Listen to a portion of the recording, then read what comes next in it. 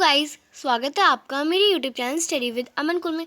आज हम लाए हैं शिक्षा निदेशालय राष्ट्रीय राजधानी क्षेत्र दिल्ली की कार्यपत्रक नंबर 1 जो कि क्लास 9 के लिए है। सब्जेक्ट आपका गणित है और डेट है 5 अप्रैल 2021। आप अपना नाम और अपनी कक्षा अध्यापक का नाम लिख लेंगे।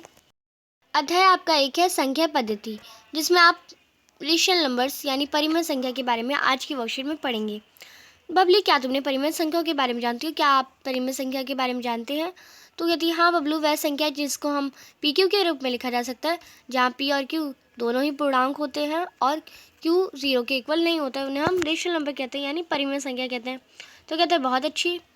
उसका दशमलव प्रसार शांत जैसे 2.5 = 0.4 या असाफ आवर्ती अनसानी आवर्ती नॉन टर्मिनेटिंग रिकरिंग जैसे 1/3 = 0.33 0.3 का बार होता है। इन संख्या को क्यू से दर्शाया जाता है और दो परिमेय संख्याओं के बीच आप परिवर्त यानी इनफिनाइट परिमेय संख्या होती है। तो ये आपको बताया गया कि जो रेशनल नंबर है वो भी दो टाइप्स के होते हैं, नॉन टर्मिनेटिंग और टर्मिनेटिंग यानी प्रसार शांत और अशांत आवर्ती, यानी जिन्हें हम दो नंबर इनके डेसिमल फॉर्म को हम दो टाइप्स में देख सकते हैं। तो इसे हम एग्जाम्पल के साथ समझते हैं। अब आप प्रयास कीजिए। अब आपको यहाँ पे एक नंबर दे रखा है 10/3 10/3 और 7/4 के दशमलव प्रसार यानी डेसिमल एक्सप्रेशन ज्ञात कीजिए। आपको इसके दशमलव प्रसार ज्ञात करना है। तो आप इसके कैसे ज्ञात करेंगे?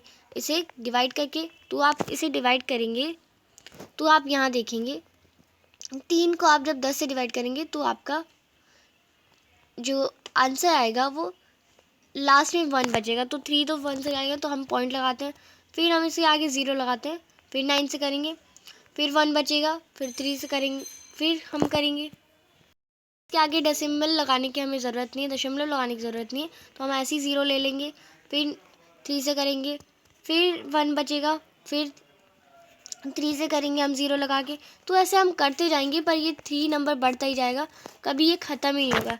तो इन्हीं नंबर्स को हम नंबर्स जो कभी ख़त्म ही ना हो वो अशांत आवर्ती यानी अनवंशानी आवर्ती यानी नॉन टर्मिनेटिंग रिकरिंग नंबर्स भी कहलाते हैं। और अगर आप 7/4 का ले लें, 7/4 आप करेंगे, जब इसे आप डिवाइड करेंगे तो 4 आप लिखेंगे यहाँ, 7 आप लिखेंगे 4, तो यहाँ पे आपका आ जाएगा 1, बचेगा 3, फिर 3 तो कट नहीं सकता तो आप यहाँ पे दशमलव लगाएंगे, 0 लगाएंगे और 4 7 आप 28 लिखेंगे यहाँ पे और यहाँ पे 7 लिखेंगे, फिर 2 बचेगा आपका, फिर आप 0 लगा सकते हैं और इसे 20 को 5 से काट सकते हैं और आपका ये पूरा कट जाएगा।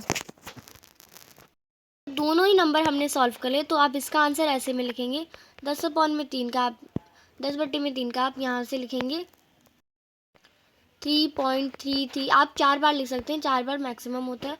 और 7/4 का आप लिखेंगे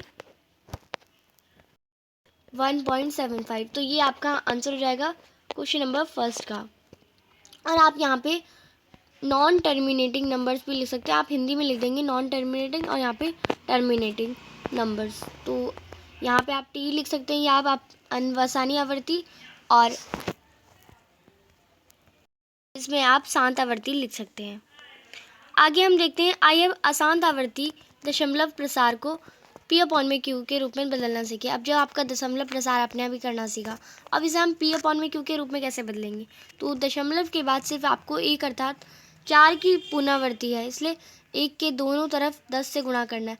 अब 4 बार जब नंबर रिपीट हो जा रहा है अगर दशमलव के बाद, तो उससे हम 10 से गुणा करेंगे और अगर 4 से ज़्यादा हो तो 20 आप उसे 100 से गुणा करेंगे। चलिए पहले क्वेश्चन सॉल्व करते हैं, फिर आपको ज़्यादा अच्छे से क्लियर होगा।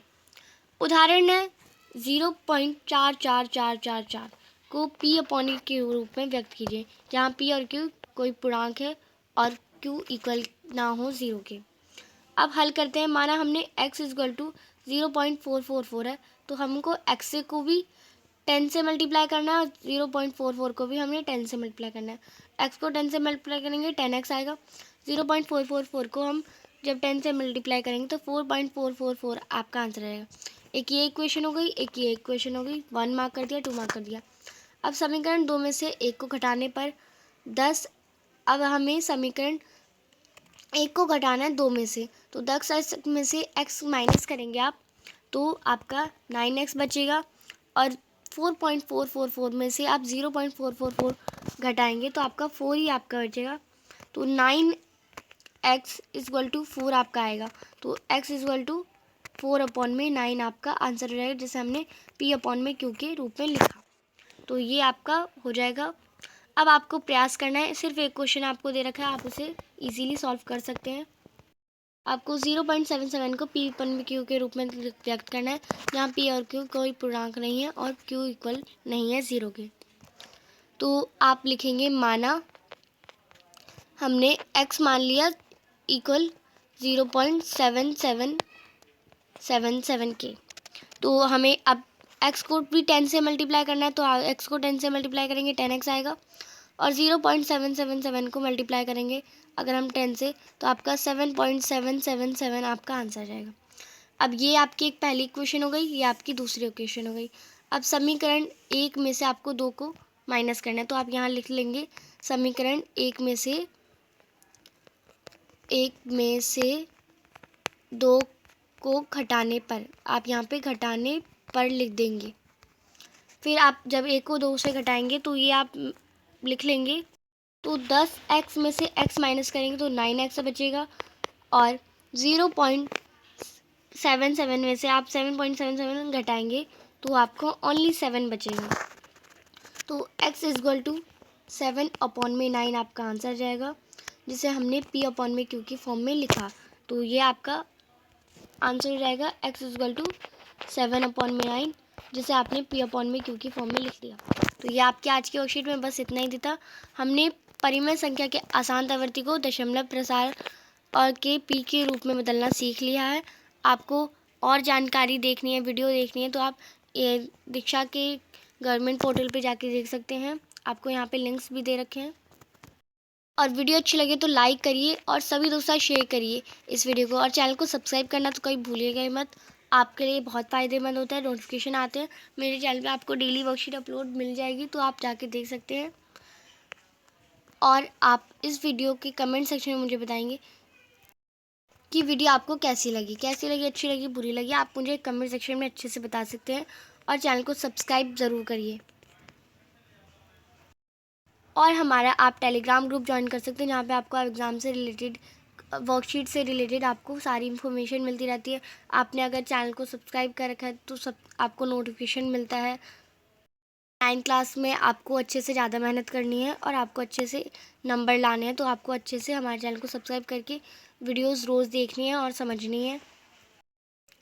Thanks for watching video. Bye bye guys.